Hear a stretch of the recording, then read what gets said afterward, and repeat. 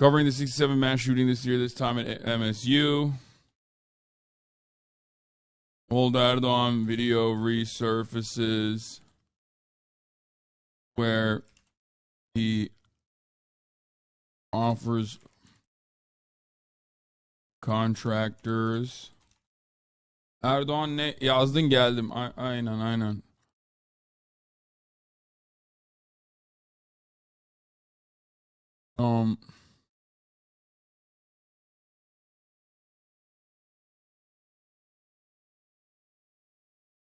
Balloon wars are continuing.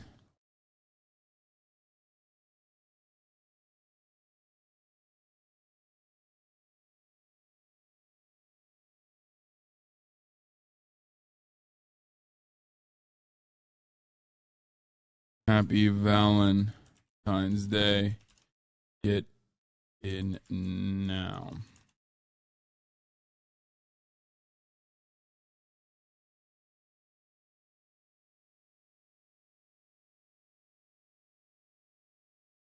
Okay. 2 hours and 20 minutes, but he switches? What do you mean?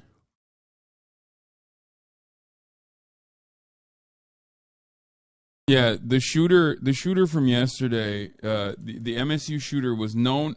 Guys, this is not going to fucking surprise any of you in this community, but the shooter was known to the authorities, as always.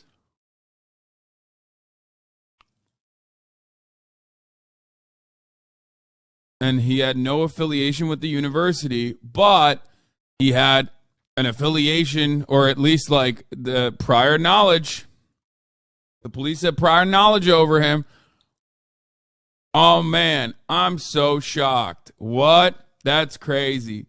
It's almost like police are supposed to the police are not able to and will never be able to stop crime before it happens. That's why you have to write legislation to ensure that people do not have easy access to weapons. Like, I'm crazy. I know, I'm fucking crazy. But yeah, as always, say the line, Bart. He was on our radar every single fucking time, dude. Every single time. But hey, guess what? Why are you covering the story? Didn't you cover the story like 300 times already? No, well, since the year began, I covered this story at least like almost 67 times, because this is the 67th mass shooting that's occurred. More mass shootings this year thus far than there have been days of the year. So, 300 different events, same results. It'll never change. Obviously, that's not going to change. It's just how it is. It is what it is. There's nothing we can do. What is this? A student was wearing the Oxford Strong shirt during the shooting. It speaks volumes. Watching the WXYZ Detroit Facebook live stream at MSU, and one of the students just ushered out a campus building by police is wearing an Oxford Strong sweatshirt. So sad and twisted that some of these students may possibly be witnessing their second school shooting. I mean, it's like, bro, regular chatter from Michigan here. There are multiple survivors from the Oxford shooting at MSU now. Something has to stop. Yeah. Something's up, man. 2014, 273. 2015, 336. 2016, 383. 2017, 348. 2018, 336. 2019, 417. 2020, 610. 2021, 690. 2022, 647. Nope. Guys, I've watched you cover my high school and now my college shootings. Yep, so fucked. I'm MSU and an Oxford graduate.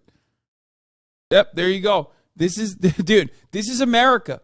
And like, where people are literally fucking surviving high school shootings, then going to college and then surviving college shootings. There's a bunch of chatters like that in here. One of the survivors of the shooting was a survivor of the Sandy Hook shooting too. Yeah, there was a Sandy Hook survivor there. Guys, statistically speaking, it's gonna happen. okay? You're going to have, let me tell you something, okay? This is the only country where it could technically happen. Do you understand? Like, this is the only country that where this could possibly happen. I'm letting you know, it's probably going to be like threefers. You know what I mean? You're going to go to fucking grad school and you're going to be like, well, I also went to Columbia Law after, and there was another shooting there, and I survived that too. You're going to complete the trifecta.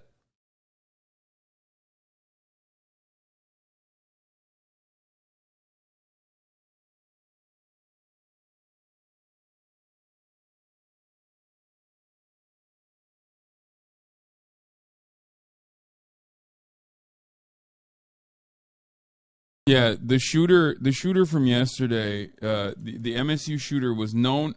Guys, this is not going to fucking surprise any of you in this community, but the shooter was known to the authorities, as always.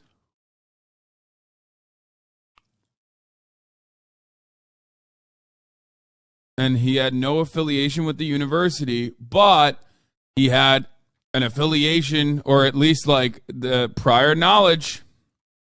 The police had prior knowledge over him. Oh, man, I'm so shocked. What?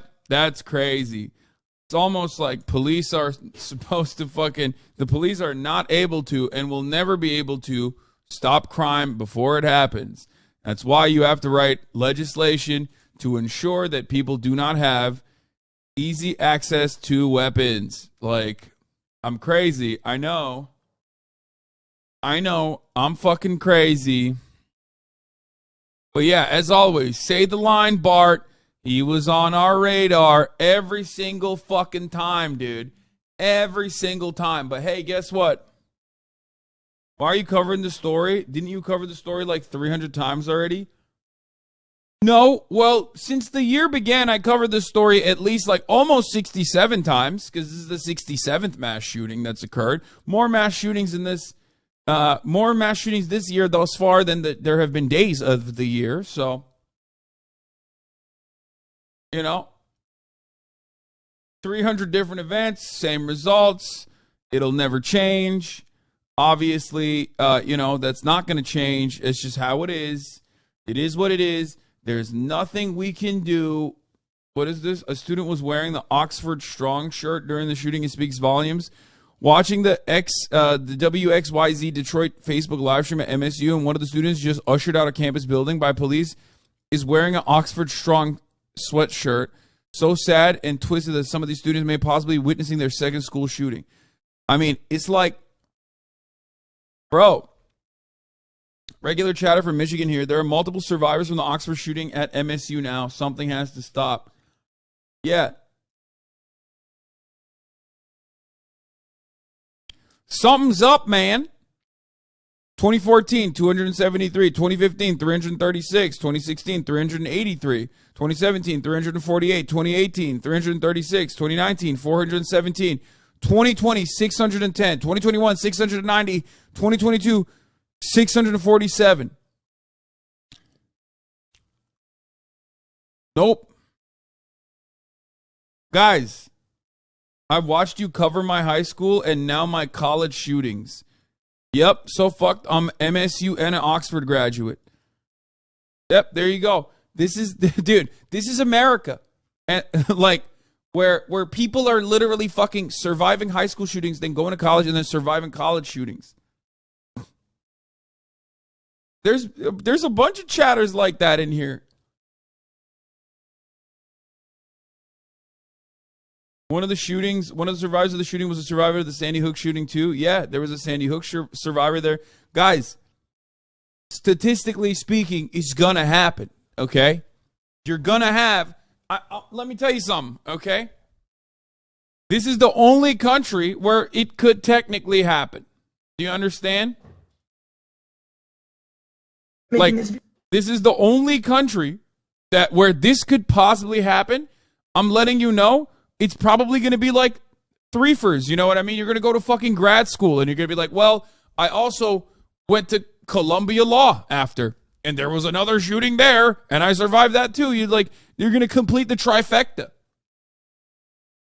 Begin with the breaking news overnight, the kind we always hate to bring you. You know how this is going. There's been another mass shooting in America. Now, this time it happened on the campus of Michigan State University. At least 3 people were killed and 5 more were wounded. Police say the suspect seen here during the attack is dead, and they have not released his identity, and there's no motive that we know of so far. Roxana Saberi is in East Lansing, Michigan, where the campus is located. Roxana, good morning. A lot of us woke up to this news this morning. Good morning, Gail. It is another tragic story. The suspect has been identified only as a 43-year-old man. Around 50,000 students are enrolled here. And last night, many fled or boarded themselves up in their dorms as law enforcement tried to track down the shooter. This truly has been a nightmare that we are living tonight. Police say the nightmare began just after 8:15 p.m. Monday. We got multiple victims at this time. Dispatch audio reveals the violent scene as the gunman appeared to move from room to room in a building on MSU's campus. All I have so far is that there's a shooter in the hallway and 35 who are jumping out of a window currently. Oh my God. Terrified students appeared to run for their lives. Chaos and Yeah, dude's dead, right? Yeah. They know who the identity is. I mean, this is old. confusion spread across the campus as local, state, and federal law enforcement swarmed the massive university. Everyone's freaked out. Everyone's terrified. I see these people running in my direction and I sprint. I'm jumping down flights of stairs. Around an hour after the shooting was first reported, police said the suspect was believed to be on foot. At 9:26 p.m., they reported a second shooting location, later confirming the incidents occurred at Berkey Hall, a social sciences building, and then at the nearby Student Union.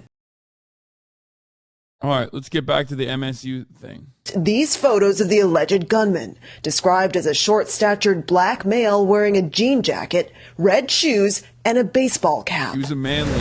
About an hour later, police say the gunman shot and killed himself at an off-campus location. Clear, mail not moving. GSW that. You right here. After police determined there was no longer a threat to the campus, MSU's interim president offered an emotional message to the community. We will take 2 days when we will move to emergency operation to give ourselves time to think and to grieve and to be together. And this Spartan community, this family, will come back. Classes here are canceled for the next 2 days. We spoke to students last night who said even though police say the gunman is dead, they were still too afraid to sleep in their dorms. Some checked into a local hotel and others went home to their parents. Nate? Roxana, thank you. And welcome back, everybody. We are learning more about last night's shootings on MSU's campus. It left 3 students dead, 5 others are critically wounded, and we have learned who's behind the attacks. Fox 2's Jessica Dupnack, live in East Lansing.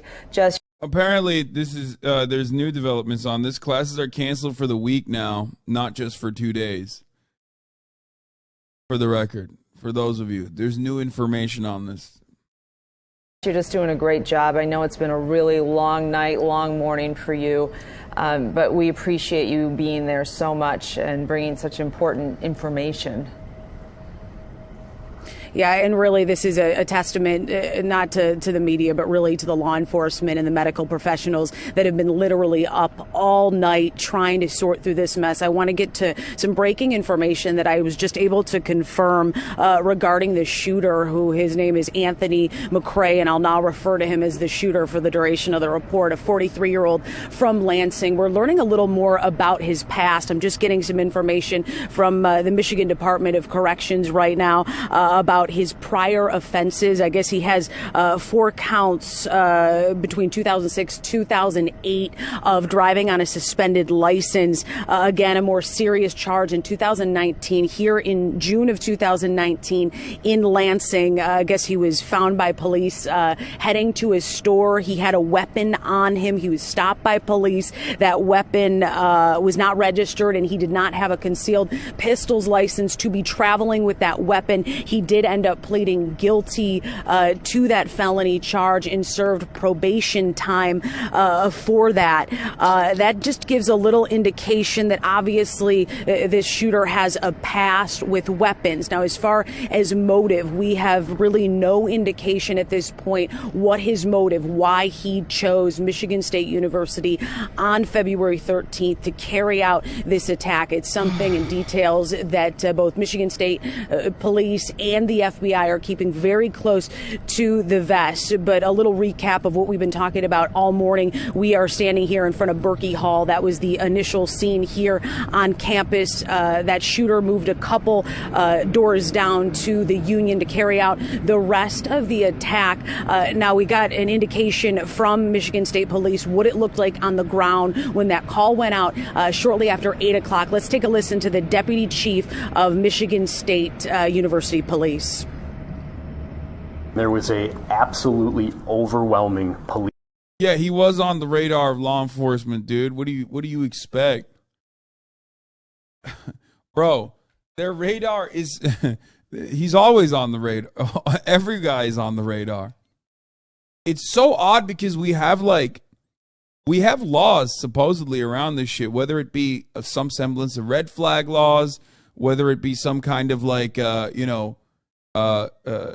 it's supposed to be illegal if you are a domestic abuser, for example, to own a gun, but it just never works. It just, Police response to that initial call.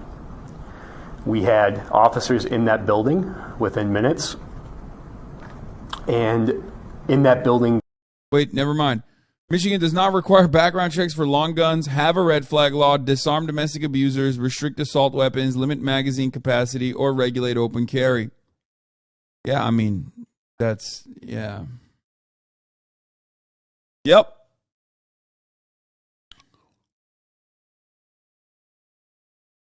It's crazy, too, because, when it comes to violating the Fourth Amendment, the Supreme Court is like, oh, fuck yeah, please let me violate.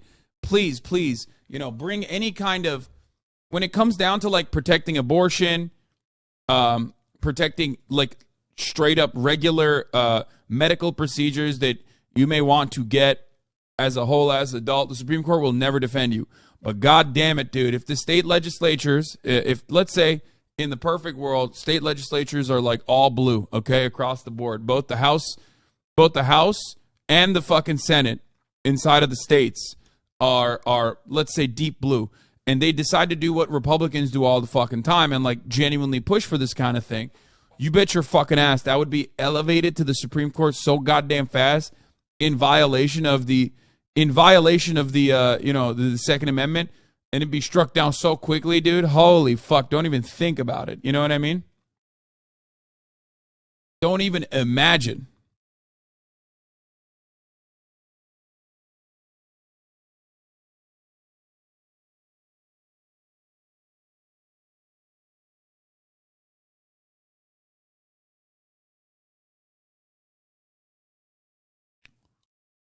Yeah, you can't do that. No shot. Nice, dude. Okay, I'm going to delete the Erdogan leak from the title because people are being annoying. It's not like a... Okay, I'm just going to take that off the title so people stop asking me about it.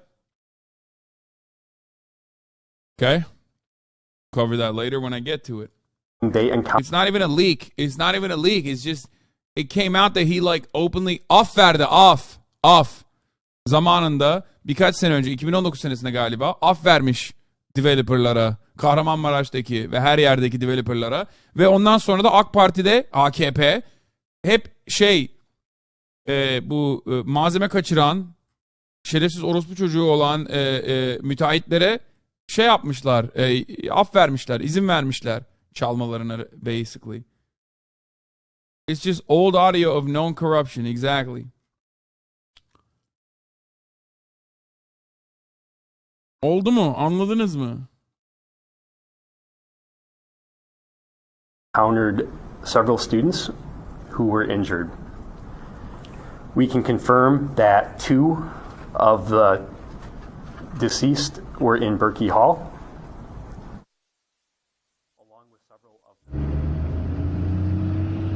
We now know the 8 victims, all students here at Michigan State University. There was more than one person based on what we heard from people around the campus. Yeah, there was a lot of misinformation, I guess.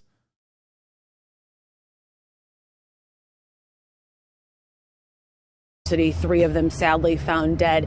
The other 5 students were taken to Sparrow Hospital in nearby Lansing for where we are here on campus. They remain in critical condition. As far as a prognosis for those students, we have not gotten that yet, but we are expected to learn the names of all of the victims involved as long as family has been notified.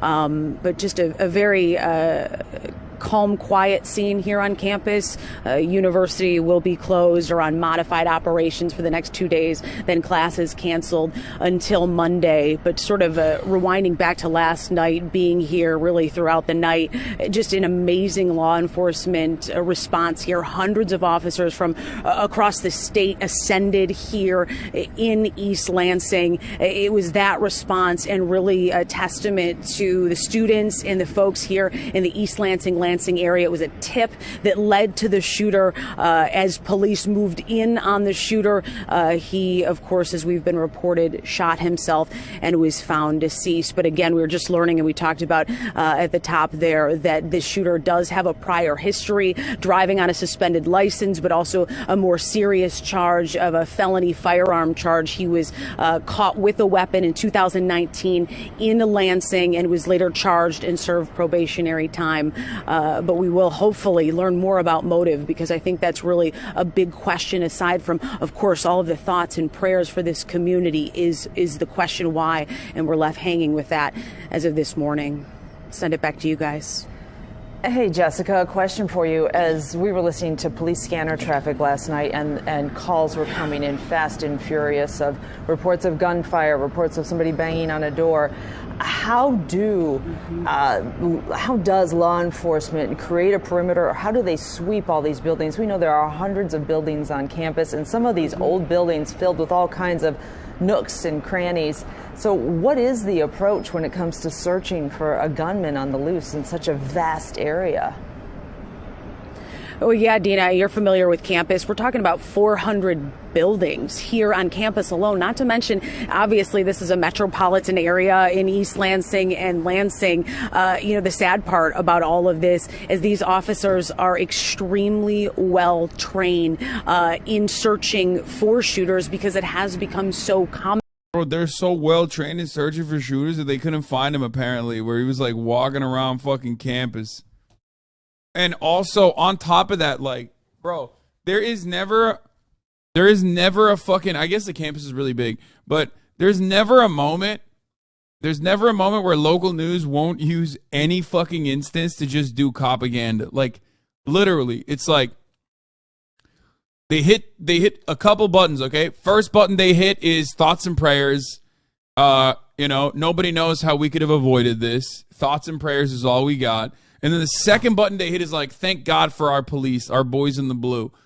It's like almost every single one of these fucking mass shootings literally always ends when the shooter decides to end it, or an unarmed person tries to apprehend the shooter. Okay? It's like never the cops that come in. I want the cops to come in and like actually fucking stop it. Okay? I want it. That'd be great. That's what we pay him to do, you know? But it's wild, like, the media plays this, gigantic role in making it seem like cops are always like fucking, doing everything they can, and they do such a great job, and they always find the shooter. It's like, but they never do.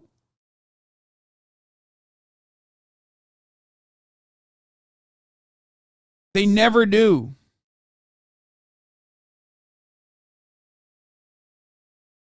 And I don't understand it. Like, I don't know why the media, I do know why the media runs with that narrative. They have to. It's just like another arm of capital. Commonplace. This is regular part of police training. I know we talked to Sheriff Michael Bouchard last night, and he was sending all his resources up there, thermal drones to search for a suspect. But really, I think in this situation, what helped is just having an immense police presence on the ground. What do you mean? They found the shooter after he shot himself? Well, exactly. That's always how it works.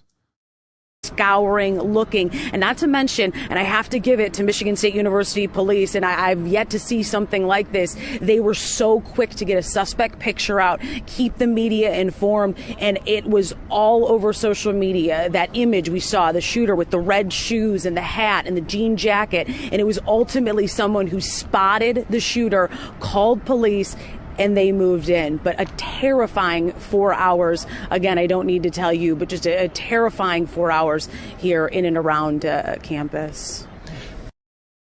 That's not what happened. They made contact with the shooter, and then he shot himself. Yeah. Hey, Jessica, I wanted to ask about a search.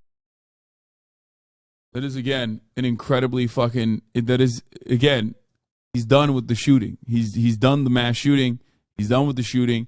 He runs away, cops come up, and he kills himself. That's always that is the most common thing that happens. It's the most common thing that fucking happens in almost every single mass shooting. Is just like, the way that it goes is rarely ever cops come in and they fucking apprehend the shooter. It's never like that. Like, even with armed retaliation from good guys with guns, it's still incredibly rare for a mass shooter to be apprehended or taken down before they actually end up shooting and killing people. It just doesn't happen. And like, obviously, that's a highly unlikely scenario anyway in the real world, because the real world is not like fucking movies, right? I get that. Which is why I advocate for more gun control. Because, like, I understand. Even after Uvalde, I said this. Where it was like, I get the fear that people have in not wanting to throw their bodies at the fucking problem. Which is why you have to make it easier. You know what I mean? You have to make it easier for human beings to at least have, like, a better sense of control over a situation. But in a country where there are more guns in circulation than there are people, it's like impossible.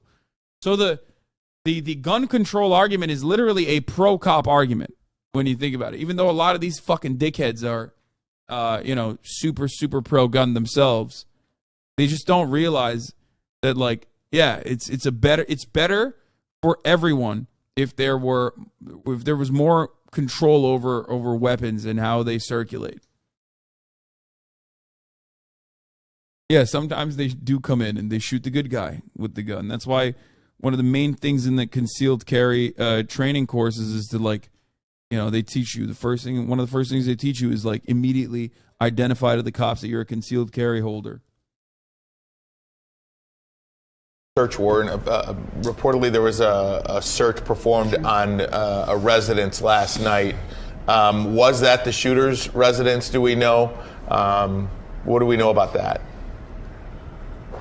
Sources are telling me that was the shooter's home. We did some tracing back in the newsroom, and it does appear that he is obviously a Lansing resident. The facts do sort of trace up, although we have yet to hear that publicly from police. My sources are telling me that is, in fact, his house. There was one weapon recovered, but he did have a backpack on him, according to sources, last night. So we've seen in other mass shootings the possibility of more weapons or ammunition that he came to carry out that attack. Although that has not been confirmed publicly, we do know at least confirmed one weapon was recovered from the shooter. Jessica, I wanted to ask you, while I'm listening to Scanner Traffic last night, and then, of course, you have students who are trying to be helpful and have heard a tip and they think that they've spotted someone. You've spoken about... Gun control is a dangerous precedent which opens road for government tyranny, says Toddick's middle nut. So this is always the funniest fucking take from people, because it's like, bro, we live under a tyrannical administration already.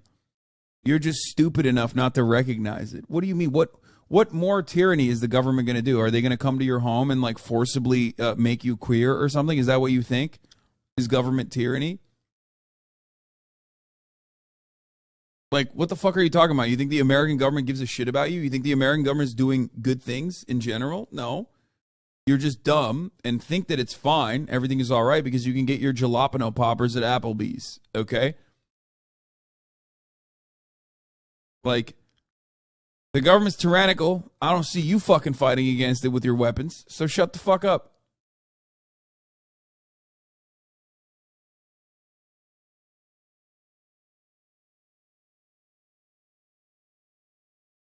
And on top of that, like, there are probably less tyrannical and more free people, okay, around the world where they have less weapons in circulation.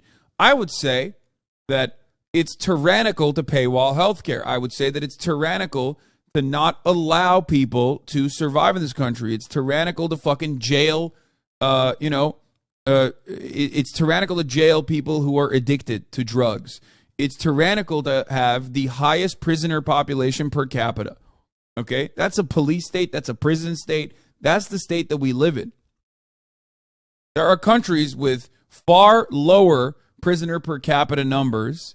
Okay? There are countries where the government at least like takes care of their health problems. Those are infinitely less tyrannical nations, just objectively so. And yet they don't have guns. It's crazy to me that we think like, oh man, America could become a tyrannical government. It's like, bro, what do you mean?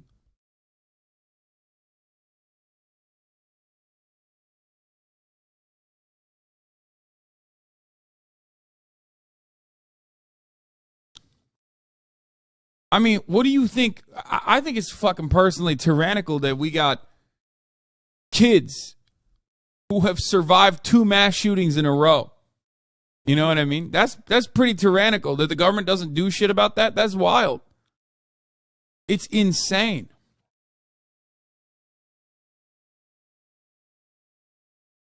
That's crazy. The brilliant work that police have done out there and just how many officers, how wide of a scale this was. But I'm wondering, what do those tips mean? How do they process those, determine whether or not it's something they should move on, and maybe they're, close to finding someone and then they get a tip and they go somewhere else? They're having to filter all of this in real time. I say this as someone who also loves shooting guns. Like, I don't have a problem with guns. I don't have an issue with guns. I like shooting guns. They're fun, okay? But they're very dangerous. I recognize how fucking dangerous guns are, okay? I mean, it's not like I hide that, by the way. I've done it on stream. Absolutely, and that's a really good point. And we heard the deputy chief of Michigan State University Police touch on that, talking about you can't believe everything you see on social media. And we know that these kids, 18, 19, 20 years old, they're all over social media. And we know how fast that spreads. So not only are police looking for the shooter, they're also having to sift through all of the rumors and all of that. And then, you can't not check it, because that could be the tip that leads to the shooter. So it's an incredible job by law enforcement last night, and especially, as I've said before in the reporting, the context of the situation. It's just such a massive undertaking. In the past, we've seen shootings contained to a store or one specific building in a school. This scope was incredible. Jess, thank you again for all your reporting out there. And we know as God damn, bro. It's just like over and over again. The scanner audio as they approached him. Oh, what does Intel Doge say? Gonna reroute you. We got a person on the line saying they saw the subject matching the shooter's description on High Street near McDonald's near Lake Lansing. Okay, clear on that. 1136, just be advised. Dave Boston was also heading in the area. 1553 North High. Black male, jean jacket, black pants, red shoes, walking Lake Lansing on High Street. Again, matches with shooter description. Westbound from High Street on Lake Lansing. He's going westbound here on the south side of the road. Yeah, he's coming westbound Lake Lansing. We're trying to make contact with him, looks like. 13, subject is shot, so we need medics here now.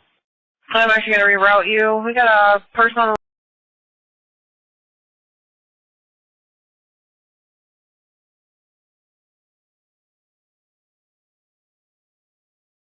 I've never understood praising cops for doing their job, and in some cases not even doing that. Showing up in the aftermath of a mass shooting is useless. They're dead. I mean, there are instances where cops, first of all, I think we should praise cops for doing their jobs correctly, because in most instances they don't even fucking do that. So unfortunately, it is what it is. But in a nation where cops rarely ever do their jobs right, like sometimes it is at least good that they are doing it. Does that make sense?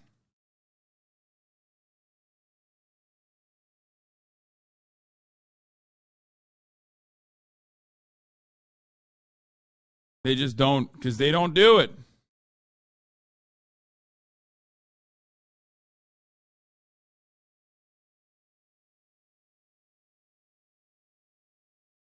Nobody wants to work anymore.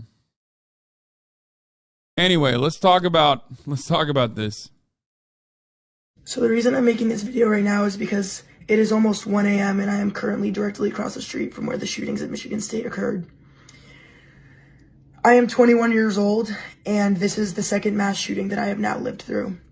10 years and 2 months ago, I survived the Sandy Hook shooting.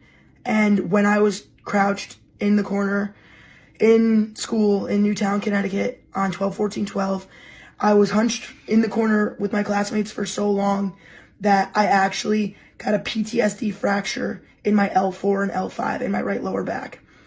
I now have a full-blown PTSD fracture that flares up anytime I am in a stressful situation or anything occurs that's aggressive like that. The fact that this is the second mass shooting that I have now lived through is incomprehensible. My heart goes out to all the families and the friends of the victims of this Michigan State shooting. But we can no longer just provide love and prayers. It needs to be legislation. It needs to be action. It's not okay. We can no longer allow this to happen. We can no longer be complacent. I'll forever be Sandy Hook strong and forever be Spartan strong. So the reason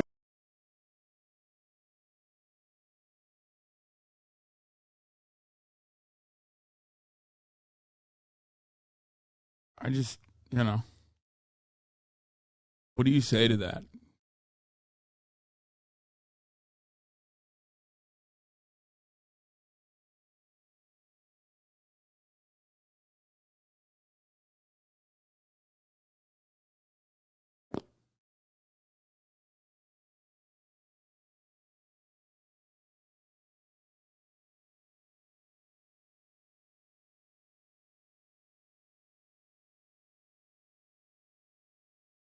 Anyway, I don't even give a shit about the fucking cops at this point, dude. I don't care. But here are the updates, okay? At least 3 people have died and 5 others were injured in a shooting at Michigan State University in East Lansing Monday night. The suspect has died, killed himself after, cops found him. ABC News is reporting on a confidential law enforcement briefing saying that investigators have determined the suspect is 43-year-old Anthony McRae, and he had no connection to either Michigan State University or any of the victims. They also say he walked from his home to the school, I guess. It's like 4 miles away. According to ABC Investigate, because they found him like 4 miles away, like relatively close to his house. According to ABC, investigators say McRae had psychiatric issues, and they found a 3-page document expressing his reasons for the attack in a number of additional locations in Lansing and Holt, Michigan, Ewing Township and Franklin Park, New Jersey, and Colorado Springs, which had hurted him, therefore deserving of attack. ABC is reporting that agents believe personal grievances with people at those locations are the reasons why they were mentioned in the writing.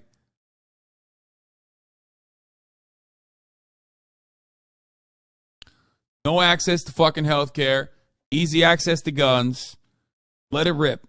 And in an abhorrently violent culture in the United States of America, let it rip, dude. It's a fucking powder keg. It's just like, oh, here comes it's mental illness, not guns argument. But there is that is an issue too. But it's not like the motherfuckers that say it's the mental illness, not the guns, do anything about the mental illness either.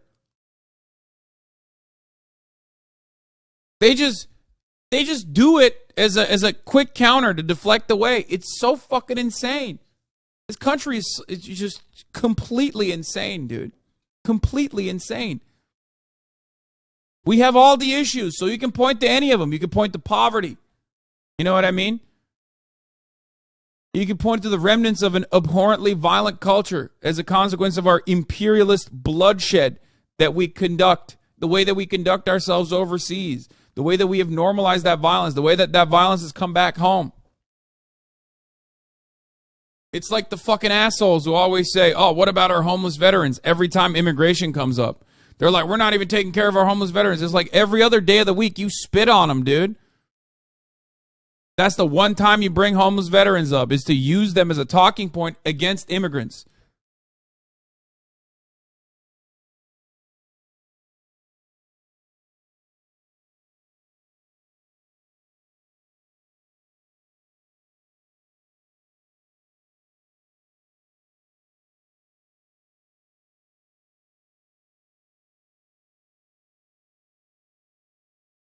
It's not like other countries don't have mentally ill people. It's not like America doesn't have an overwhelming majority of mentally ill people that don't do violent shit. You know what I mean? Like, there's mentally ill people here. There's mentally ill people everywhere. You think other countries don't have people with, like, you know, any kind of, like, schizophrenic attack or whatever? Yo, no, it happens. It's just that, like, there's one factor. There's one factor in these other countries. Okay? And that's just, they can't easily get a weapon. If you want to say mental illness is a problem or whatever, it's like, yeah, don't let people who are mentally ill get guns. And you might get mad at me for that, but I think it's objectively good if you're depressed even, okay? You should not have a gun. There are plenty of depressed people in here, former veterans even, with like crippling PTSD, that will tell you that that is objectively the correct thing. Yeah, I'm fucking ableist, baby. I'm so goddamn ableist. It's like, no, man. Not everyone needs to fucking have a gun. If you're that desperate to shoot, you can go to the fucking range.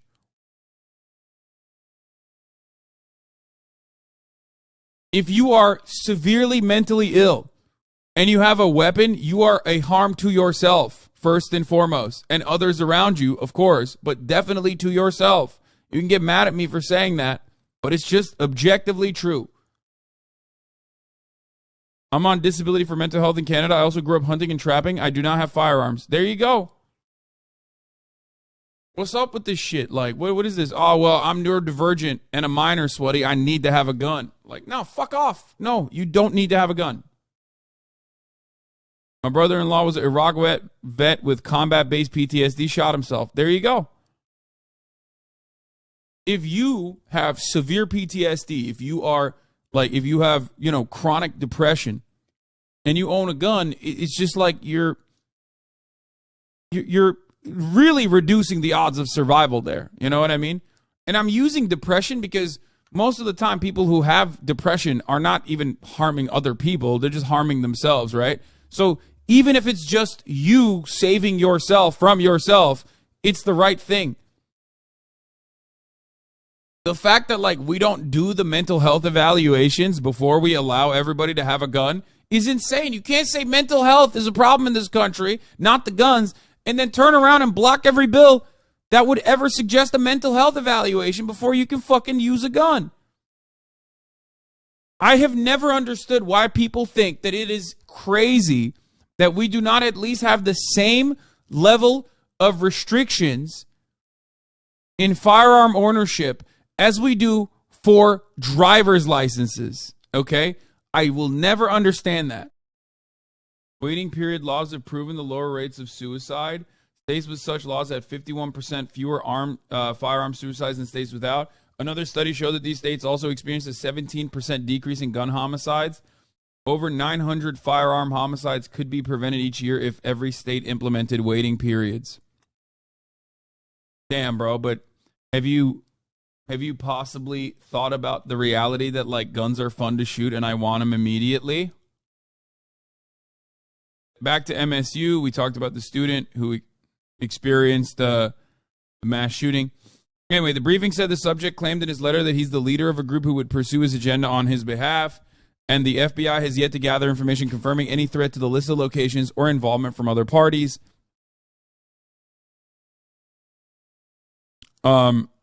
According to the ABC, investigators are saying the writings confirm McRae was often alone and that the gunman viewed himself as a loner and an outcast who was never noticed or accepted by others. ABC reports McRae lived with his father, who was cooperating with the investigation.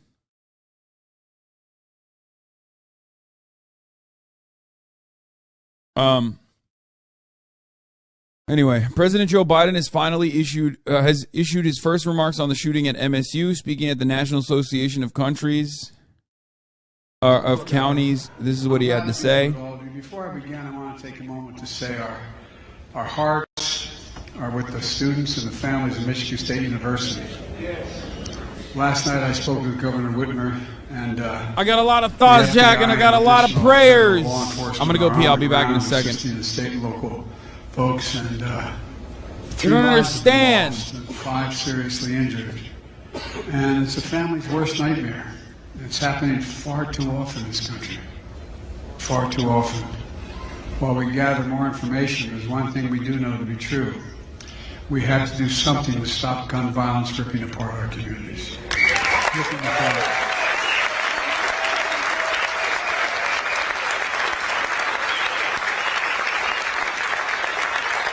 And today marks 5 years to the day that 14 students and 3 educators lost their lives in Parkland, Florida. I met every one of those families, spent time with them all.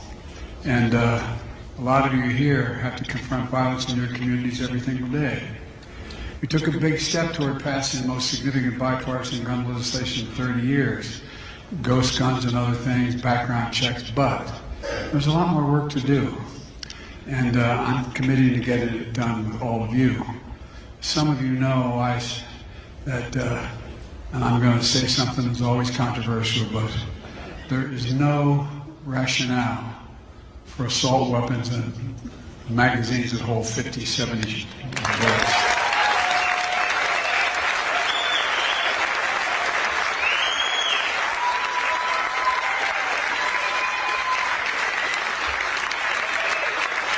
Yeah. But, not going to happen, but why is he holding a mic with 2 mics in front of him? I don't fucking know.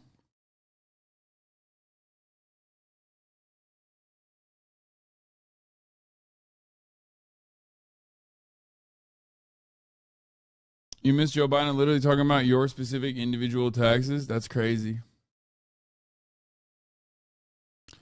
Police say there will not be another press briefing today. Family members confirmed that 19-year-old Ariel Diamond Anderson and 20-year-old Brian Frazier were killed in a mass shooting at Michigan State University. Both were graduates of the Grosse Pointe public school system. Anderson's family tells us she loved children and wanted to be a pediatrician one day. Fuck, man. 7, Action News reporter Peter Maxwell caught up with the neighbors who lived near the 43-year-old suspect. His home, which is only located about 4 miles from Michigan State's campus on Howell Street in Lansing, was raided by police early Tuesday morning. I watched them all pull up. I've never seen anything like this. This entire street was filled. Bomb squad, SWAT vehicles, the neighbor said. Here, let's take a look at the interview. I have been, but I do want to bring up to speed some information that we just got into our newsroom from sources. The suspect was found with a note in his pocket indicating a threat to 2 New Jersey schools. Now, this house, the suspect's house, is only about 4 miles away from Michigan State University's campus and only about a half a mile from where the suspect took his own life. And neighbors tell me they're in disbelief.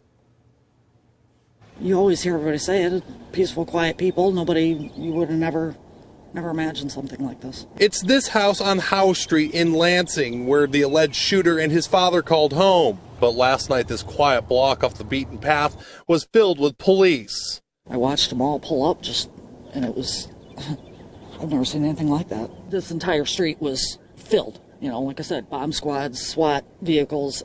They made forced entry in full riot gear at about 4:30 in the morning. Neighbors tell me the father, Mike McRae, was a kind man who knew all of his neighbors and would check in on them. I knew Michael just from, being neighborly, and, he makes a point of visiting with everybody and, talking and stopping and waving, and, he'll give you some advice or tell you, give you Bible verse or something of that nature. Other neighbors say they didn't know much about the alleged shooter, who took the lives of 3 Michigan State University students and wounded 5 others, and later taking his own life. According to police records, the alleged shooter, 43-year-old Anthony McCrae, had a run-in with police in November of 2019 and was charged with carrying a concealed weapon. But neighbors say they would occasionally see Anthony in the summertime target practicing in the backyard. It's weird. I don't know. It's kind of scary. So knowing he could have been here doing the same thing that he was doing out there, you know, it's crazy. Did you ever hear gunshots coming from over here or anything like that? Yeah, throughout the summer there was random gunshots once in a while, yeah. But for Nicole and Tyler, their hearts go out to the MSU community. And that concealed weapons charge is a felony charge, and stay with us for more information on this developing story. Reporting in Lansing, Peter Maxwell, 7 Action News.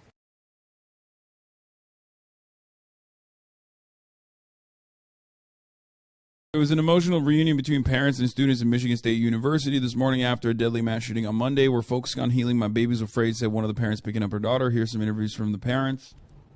Allie, good afternoon. We're live outside Holmes Hall West. This is on the east side of campus, and you can certainly feel the weight of what's happened here in these last 24 hours. Some of these vehicles here, the people inside them are families picking up their kids from the dorm and taking them home for the next several days. We have more video to show you of parents who also arrived earlier to do the same thing, and it's been very emotional after that deadly mass shooting last night. We've since learned all victims who died or were injured are students. And for those who were either in the nearby area or told to lock down, it's been incredibly traumatic. Parents we talked to have come from all over, including as far as the UP, to take their kids home and support one another and attempt to provide comfort. There is no doubt today a sense of security is gone, along with the innocence that students felt they had here just one day ago. Talk with you for a second? Yeah.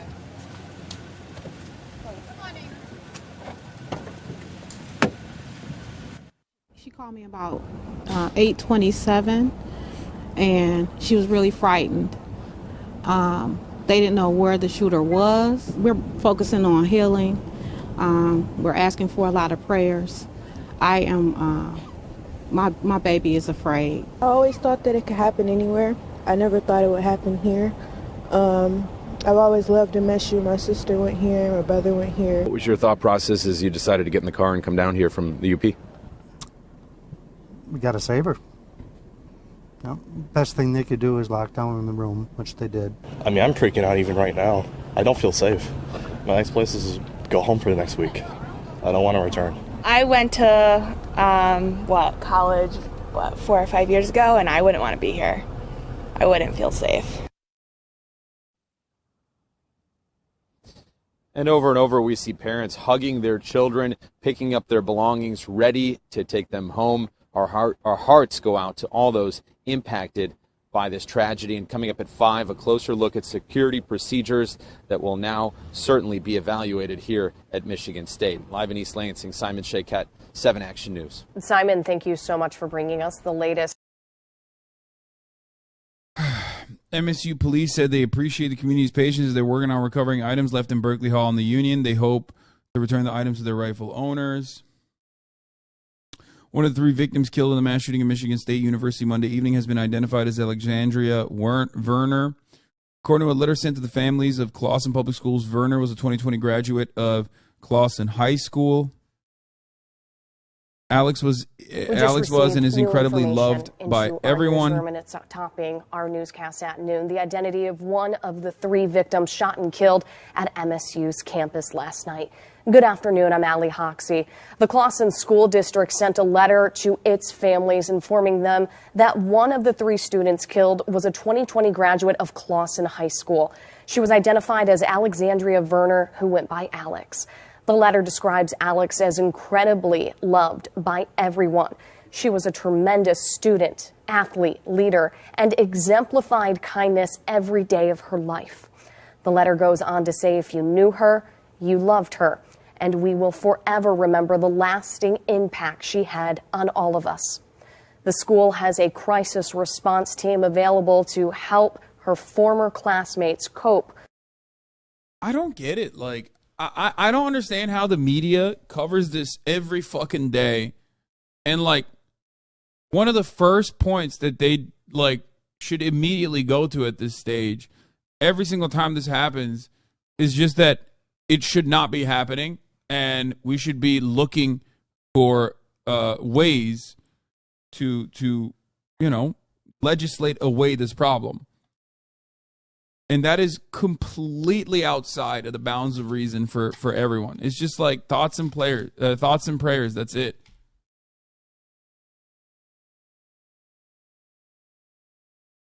And the more it happens, the more people are getting used to it.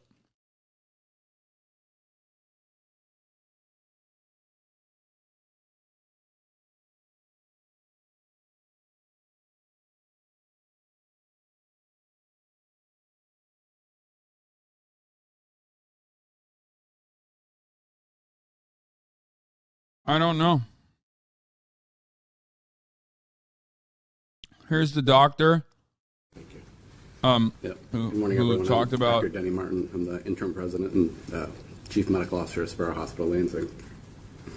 I think a lot of very dry mouths up here this morning, so bear with us and appreciate your patience. I can confirm that last evening we cared for 5 individuals who were brought to Sparrow Hospital. I'm an MSU student. You never think it will happen to you until it does. The scariest night of my life by far. I no longer feel safe on my campus. I went home as soon as I could. Yeah. We kind of don't understand it. Like, you're totally lying. Wait, what? Why would he be lying? There are plenty of fucking MSU students in this chat. It's like it's an incredibly common thing. What the fuck?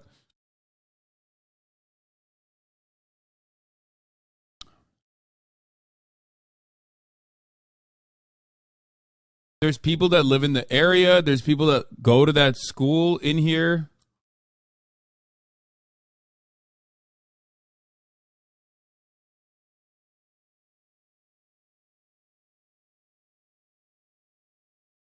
There was an MSU student in the chat while the shooting was happening, like literally, last night, freaking out.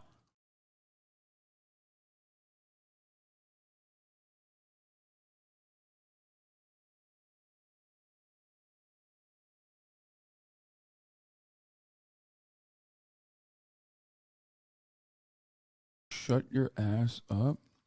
Okay. Anyway, the point is that like there are chatters in here that have survived not one but 2 school shootings at this point. You know? One of my main demographics is college students. Of course there's going to be fucking college students that have either survived, American college students, either survived a high school shooting or a college shooting. It's going to happen. It's normal. It shouldn't be, but unfortunately it is.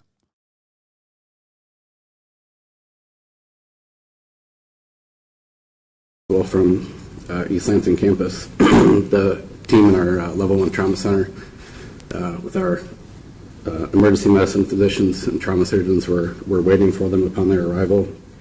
I will give a lot of thanks to the individuals, the first responders on the scene. Our ability to care for these individuals starts in the field, and they did a fantastic job. 4 of those individuals did require surgical intervention to treat their injuries. 1 individual did not and was taken to the critical care unit after being triaged in the emergency department. All 5 individuals remained in critical condition this morning. I want to thank the overwhelming response from our team. Everyone in our level 1 trauma center. This is something we've talked about this morning that we practice for very often, but never want to have to do. And we did it amazingly well. I'm very proud of everyone. The team was led by our emergency department physicians, again with our trauma surgeons, but can't forget we had general surgeons, cardiothoracic surgeons, neurosurgeons.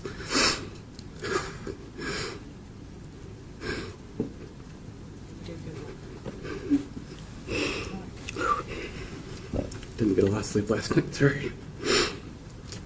So many people that just came in.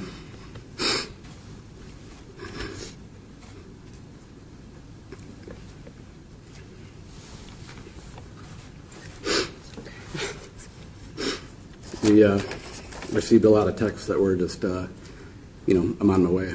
Just within people showing up, where do you need me? It was a sad but a very proud night for all of us here. So I can't speak to anything about the identity of the individuals, but I'm sure we'll have some time for questions afterwards. But again, everyone is in critical condition at this time, but actively being cared for by our team at Sparrow. So.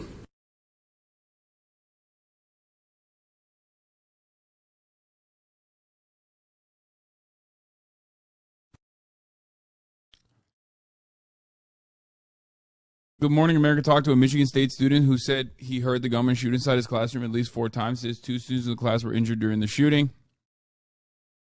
Some really terrifying and heartbreaking accounts are coming from students there this morning. Good Morning America spoke with one student who actually heard gunshots outside of his classroom before the gunman entered his classroom. Take a listen. Yeah, so I was in class. It was about 8:15, and I heard a gunshot right outside in the hallway. I was sitting right next to the door, and thankfully, right when I heard that gunshot, I booked it to the far corner of the room, and then ducked and covered behind some seats. But then right after that gunshot, the shooter came in our room and shot 3 to 4 times, and I'm pretty sure he hit two students in our classroom. I didn't see anything.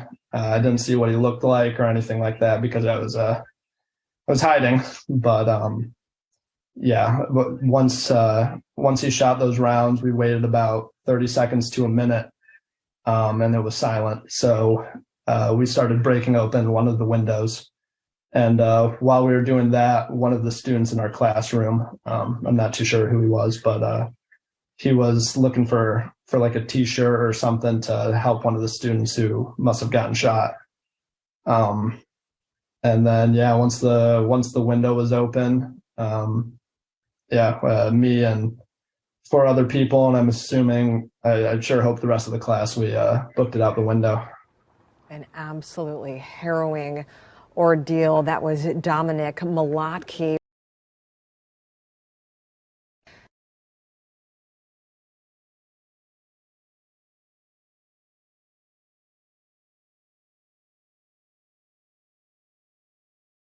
Our campus literally just arrested someone with a gun on them like 3 minutes ago. Guess the W since they caught them before anything happened. It's odd, but like while this is happening, here are a couple things that are happening behind the scenes, right? One, gun sales and ammo sales are going to go up all around the country. Okay? So that's number one. Because that's what always happens in the aftermath of mass shootings. So remember that.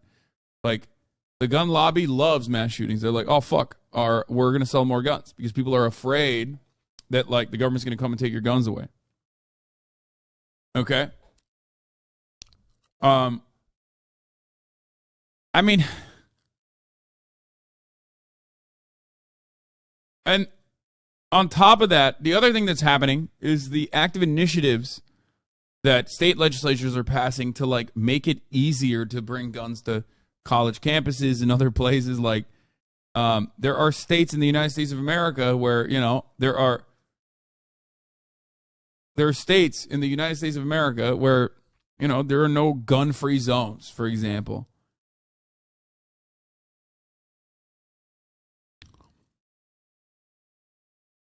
I don't know. Yeah. Open carry on college campuses, baby. Who cares?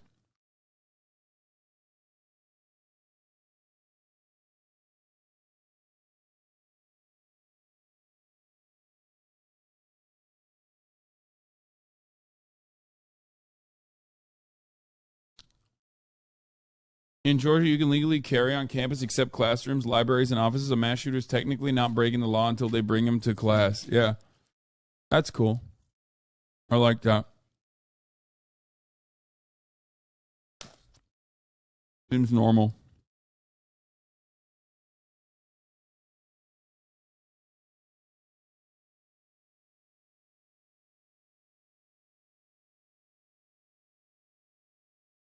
Oh, well.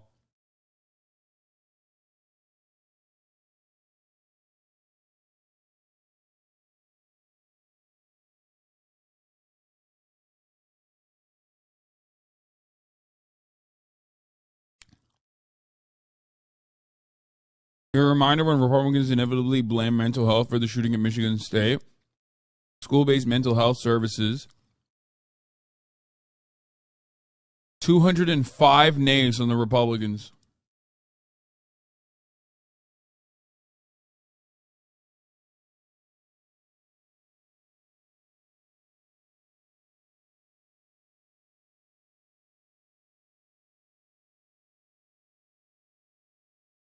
And you can turn around and act like he wasn't even part of the school.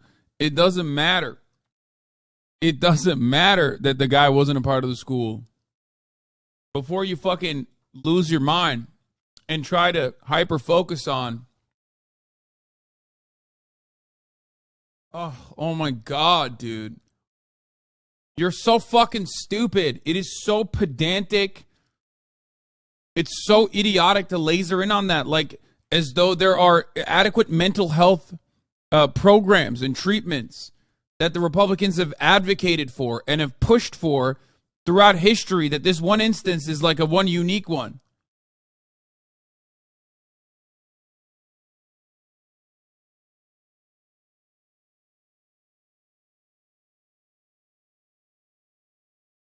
Time and time and time again.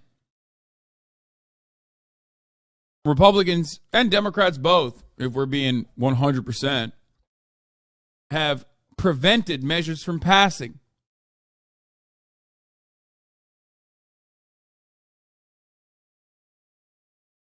So that is still objectively true.